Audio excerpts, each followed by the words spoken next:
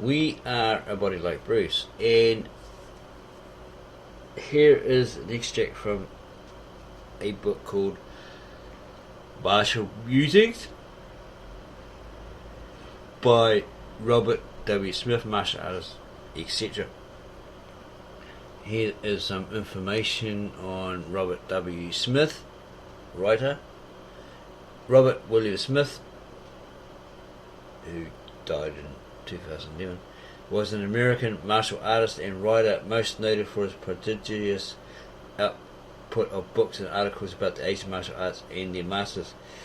Smith's writing was an important factor in the spread of Asian martial arts such as Judo, Bagua, Xingyi, and Tai Chi Chuan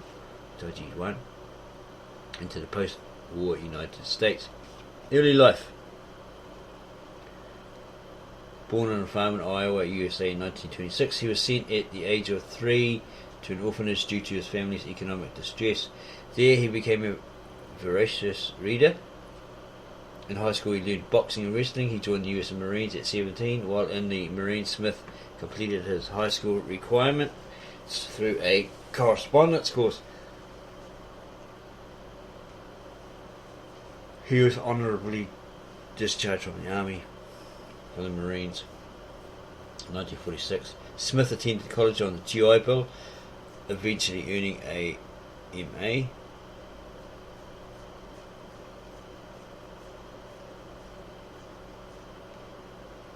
Eventually earning a MA in history from the University of Washington in 1953. Smith's interest in boxing and pursuit of Asian martial arts, especially judo, continued unabated. After a brief stint with the Red Cross, Smith joined the US Central Intelligence Agency, CIA, as an intelligence officer and moved to Bethesda, Maryland. From 1959 to 1962, he was posted by the CIA to Taiwan and so forth. While in Taiwan, Smith trained and studied with many masters of Chinese martial arts, e.g. Bagua Zhang, Xingyi Guan. Okay. Most importantly, he met Professor Ching Man Ching, the master of 5 excellences: calligraphy, poetry, painting, Chinese medicine, and Tai Chi Chuan. Legend has it that Smith had to keep knocking on Ching's door for at least 6 months before Ching would accept him as his first non-Chinese student. While waiting to study with Ching, Smith studied with T.T. Liang. Ching and his students would meet every Sunday in Taiwan for Tai Chi Chuan and Dui Shou, push hands, which Smith often preferred to translate as sensing hands. Ching moved to the United States in the mid-1960s and lived and taught in New York City for a number of years before returning to Taiwan in the mid-1970s. Smith and Ching kept in close contact until Ching's death in 1975. And then he returned to America and initially taught judo. He was one of the first Western writers to introduce Asian martial arts to the West. Smith's writings in the 1950s began in the 1950s, where Smith wrote articles for such martial arts magazines as Budo Kwai, Quarterly Bulletin, Judo, Strength and Health, Black Belt, and the Journal of Asian Martial Artists. Black Belt was commented by Bruce Lee as a great magazine, one of his favourites, and so forth. He also wrote 3 books under the non-plume or an assumed name of John F. Gilby. Gilby's first book, Secret Fighting Arts of the World, was a work of fiction parodying various martial arts tall tales, but was widely assumed to be non-fiction when it was first released. The second Gilby book, The Way of a Warrior, was effectively a sequel to Secret Fighting Arts, and the third, Western Boxing and World Wrestling, was a largely non-fictional compilation of boxing and wrestling anecdotes. Smith edited the first book in English on Shaolin Temple boxing. In addition, he wrote the first books in English on Bagua Zhang and Xingyi Guan, as well as the above mentioned Tai Chi. Smith thus was a key figure in introducing the Western readers to these three internal martial arts of China. Smith was also a frequent contributor of book reviews and opinion letters to Washington, D.C. area newspapers. Quotations from Chairman Smith saying, lovingly recollected by former students, circulation around 1978 to 1985. Practice, practice, practice. Tai Chi is like swimming in air. Quoting Ching Man Ching, 13 treatises, treatise 5. This is the Marine Corps School of Tai Chi. Said jokingly, while students were holding tough postures, "You may hate me now, but you'll thank me later," implying that our workouts in class would lead to better relaxation and sleep later. It takes at least 5 years of practicing Tai Chi to realise you know nothing. In Tai Chi, 3 factors are very important: correct teaching, perseverance, and natural talent. Of the 3, correct teaching or right method is the most important, from Tai Chi by Chi and Smith, page 8, and so forth. Don't forget that scene in Raiders of Lost Ark when a guy waves a sword around the air and Indiana Jones pulls his gun and shoots him. Remember, no man can outrun a bullet.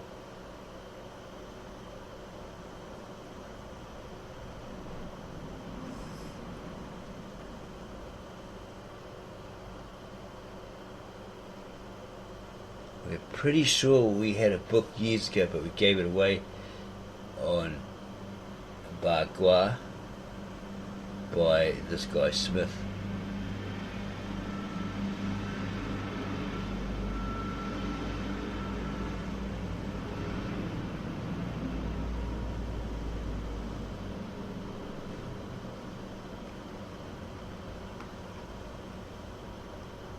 So what he's written in his book Martial Musings about Bruce Lee is very downgrading of Bruce Lee, undermining him. We go back one page. Bruce Lee, the child actor out of Hong Kong, has been lauded for bringing science to Chinese boxing nonsense. He introduced to Seattle and Hollywood a minor boxing method, Wing Chun, that he later personalised into his own Jeet Kune Do. Far from revolutionising Chinese combatives, his creation is not even practiced in China. Lee's only formal instruction began at age 13 and lasted at most 5 years. Wing Chun, a short start system featuring excessive arms, is almost unknown on the Chinese mainland, though it may still linger in Guangdong and a few other southern provinces. Bill Paul practiced it for a time until he learned that movement, body weight and kicks would go right through it. So how much of this thing did Lee get? Because the average 13-year-old can't mow lawns, trim hedges or do homework, this author says his first 3 years were a wash, which means that with 2 years training in an obscure system under a relatively unknown teacher, Yip Man, this actor and purported cha-cha dance champ of Hong Kong, became the greatest fighter in the world. Get real, please. Since this, in 1961, Lee returned to Hong Kong to visit his parents and to show his Wing Chun teacher, Yip Man, how far he had progressed. His progress was zip, said Lee's student James DeMille in a published interview, Washingtonians, edited by David Brewster and David M. Berg in 1989.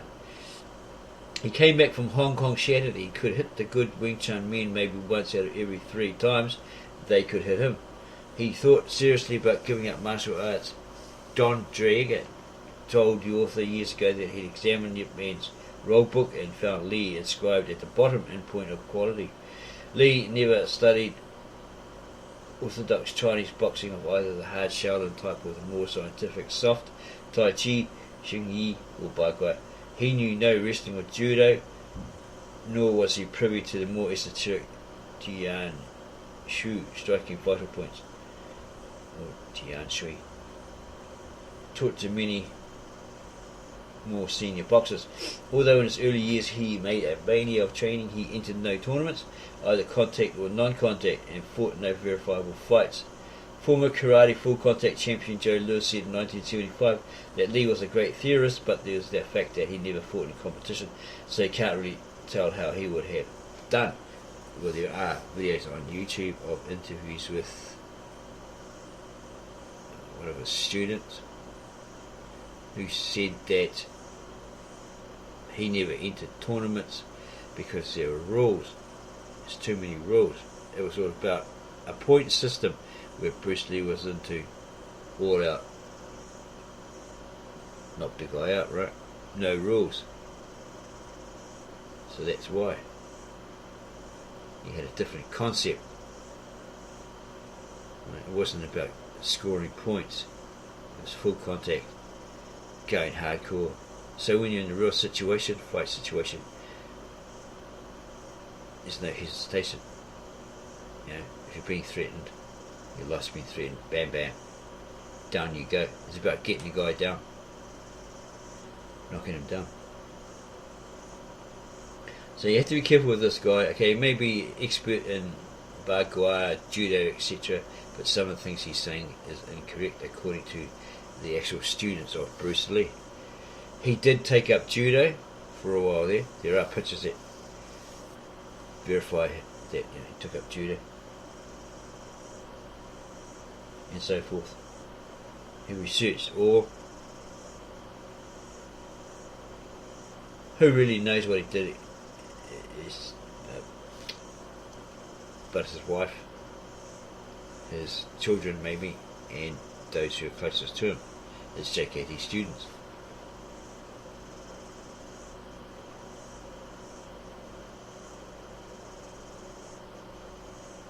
Although in his early years Bruce Lee made a mania of training, he entered no tournaments, either contact or non-contact, and fought no verifiable fights within that, right? But he took on all those pros. As this particular student said, he was a street fighter, another one was a professional boxer, etc., etc., and he wiped the floor with them all, because they got sick of him being a young person saying, oh yeah, this, that, showing them different techniques and improvements, all that sort of stuff. They thought, well, who the hell is this young upstart? Let's, go hard out, and they really wanted to punch this guy in the face, right?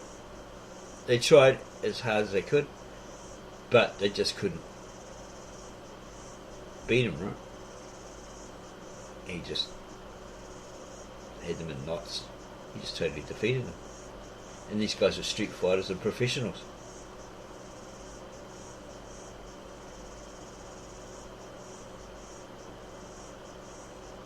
Ironically, his widow Linda Lee wrote that one of Lee's favourite sayings contradicted his unwillingness to compete in karate tournaments.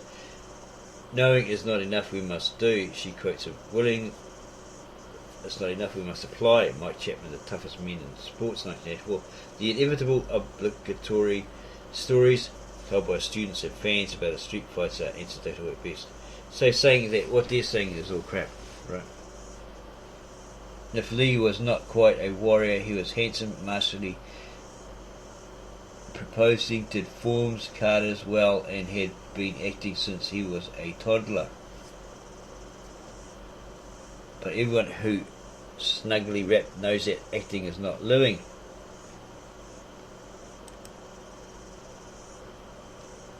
Much less fighting. A film boxer doesn't have to be a real boxer any more than John Goodman has to be a baseball player, Babe Ruth, or Lionel Barrymore, a Dr. Kildare, to play those parts in movies. So Lee got his unearned reputation as a fighter from the movies. This is what this guy claims. A.J. Liebling, a hell of a writer, thought we'd all do well if we rejected everything connected with the damn things. Writing in the 1950s, before the Lee era, writer V. Nabokov noted the inanity of the ox-stunning fisticuffs of the movies, and remarkable how the hero invariably recovered from a plethora of pain that would have hospitalized a Hercules. But this mythic manslaughter sold well, and so, as Michael Medved wrote in his classic Hollywood vs. America, 1992, Hollywood made films lower than life with violence that most Americans didn't want or like. That last is encouraging. It's good to know that most people don't like this drivel, but he would have liked to have seen more proof of it. What Lee had going for him was that his Chinatown stuff was a gimmick, something new to American movies, which could produce big bucks for film magnets as it had millionaire producer Run Shaw in Hong Kong. The fact that Lee couldn't act was no bar. and has never been in Hollywood. Well, his history of acting proves that he could. The fact that Lee couldn't act was no bar. He has never been in Hollywood. US martial art magazines lusting for dollars also rushed to join in the creation of the Lee myth. They all wanted him because he had a skill like no other. In the early 1970s, he was bankable, right? In the early 1970s, when Lee was making the transition from Asian to American film, this particular Smith was asked to critique his first film. He went to Nickeltown and watched that atrocity. He forgets the title. In company with a dozen top executives from an American film corporation, the film honcho sitting next to him told him to review it candidly. Was it a credible representation of Wushu? The execs looked uncomfortable before the screening, and even more so as it continued. For Smith it was in anguish. He recognised nothing from Chinese boxing. It was all Hollywood special effects. Lee was an even worse actor than a fighter. As the Tomcat said of his love affair with the skunk, I enjoyed as much of it as I could stand, and I did 20 minutes into the film. He stood 20 minutes into the film. He stayed there and watched it. The honcho looked puzzled and protested. In the half light of the room, the author tried to keep his words sotto voce, but he got loud. There was a fee he was forfeiting, but that consideration didn't have a chance against his disgust. So he made a short farewell address to the group, most of whom stared fixedly at the floor as soon as they got his drift. It was directed at the honcho, but it was mainly for their ears. Smith told them that the film was not credible, but a total distortion of Wushu, and that while it was so bad and not nihilistic, that it would find a ready audience in America that should be ashamed, and then he stalked out. Smith stalked out. But they were not ashamed, and soon Lee was a commodity being sold. He never quite got over Caucasian David Carradine being chosen to play Kwai Chang Caine in the television series Kung Fu. Given the plot requirements that Caine be docile and long-suffering before getting condign satisfaction finally over his tormentors, Lee could never have managed it. In fact, Caine was so servile that half the audience wanted to put the boot to him. At the end of each episode, he got his revenge with a flow of fist and foot techniques invented, you guessed it, in Hollywood. Never before had the hero of a western spent so much time kicking his enemies in the stomach. En route to this grand denouement, the audience salivated to sayings by Pacific sages. They lived near the Pacific in California. These howlers were usually something such as, fear is the only darkness, and men do not beat drums before the tiger hunt. While the series got most things wrong, because of the cultural vacancy of America, no one ever knew, much less cared.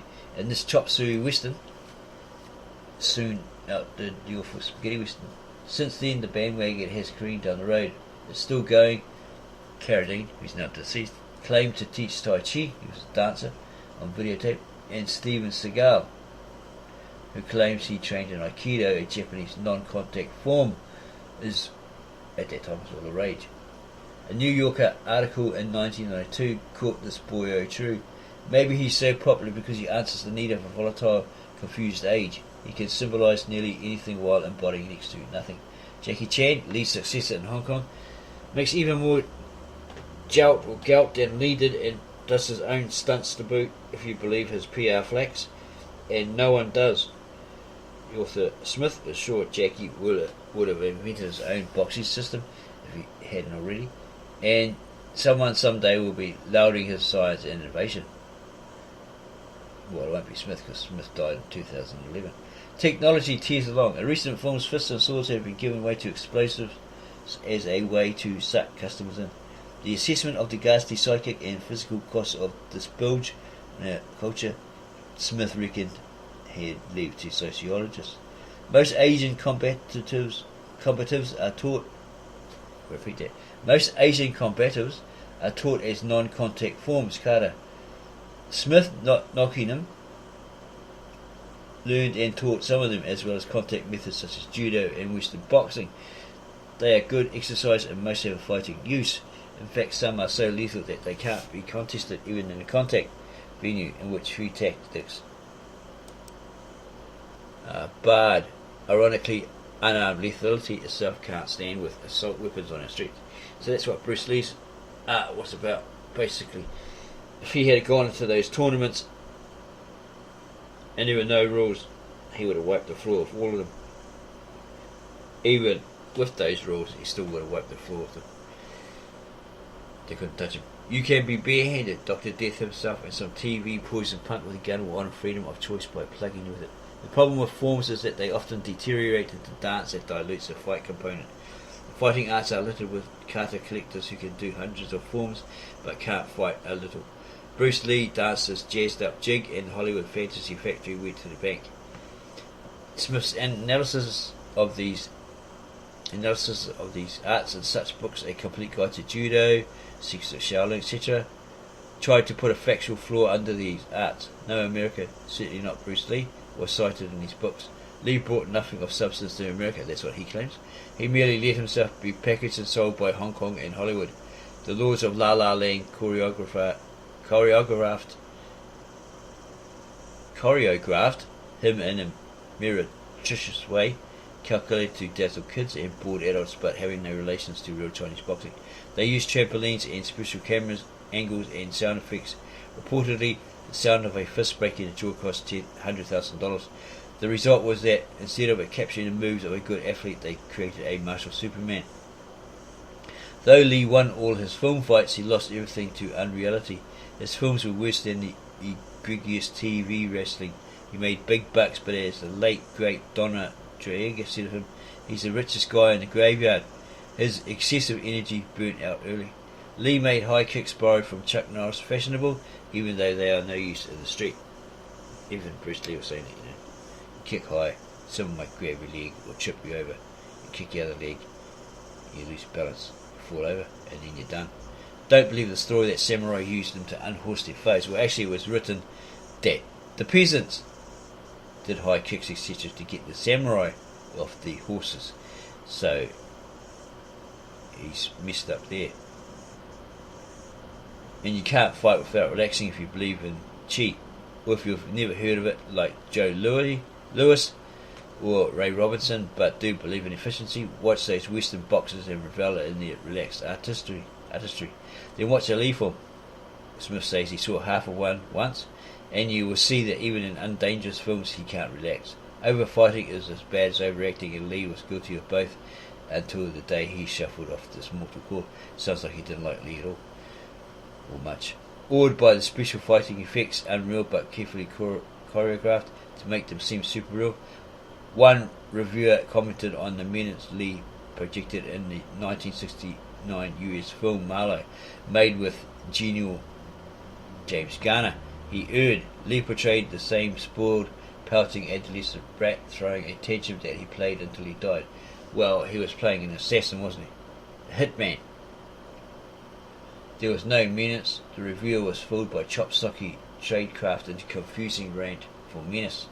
An old Chinese saying covers Lee's acting in life well. There's noise on the stairs, but no one enters the room. Immortality was in the marketing, but all too soon Lee could no longer balance overstimulation with depletion, and he passed from the scene. Gone is that pout of a little kid denied his ice cream. Gone the shocking power of 130 pounds created by Hollywood. Gone the guy pain couldn't hurt, and for whom life didn't matter. If only he could have learned to relax. He goes on about one of the few articles to attack bogus aspects of Chinese boxing appeared in the Nation some years back, titled magazine's Kung Fu. It was written by celebrated novelist Timothy Mo. Himself of Chinese extraction, Mo scored some turning points while erring on others. He started off by recording in the mid-1950s, watching a Hong Kong master in a horse stance resist a small car. Without difficulty, in fact, without any perceptible impediment, the Morris miner rolled over the master and dragged him a few yards before he was disentangled. This, Mo said, had affected his view of the Asian fighting arts ever since. He spoke of strutting masters, some of whom, not necessarily the most modest, look in need of a good workout. They teach pigeon-toed, knock-kneed hands stuck out in front methods. In short, just asking for someone to knock you over. He ends by noting that unless you are very good karate and kung fu, are not effective fighting methods compared with international methods. Well, apparently Bruce Lee was confronted by a so-called chi master. He had a big belly and all this sort of stuff, and he's like goading him while you're a young upstart. come on, try to push me, because that's what he was doing on a TV series. TV interview. He was making everybody get up and I'm a Tai Chi master or Chi master or Qi Gong master, whatever. No one could push me over. So he kept goading Bruce Lee, who ended up standing up. This guy says, have a go, try to push me. So Bruce Lee smacked him in the mouth. He says, all this chi was in his belly and so forth. He doesn't push, he hits. The contingent, if you're not very good, is controlling. Apply it to international boxing or even wrestling and you could make the same judgment and so forth.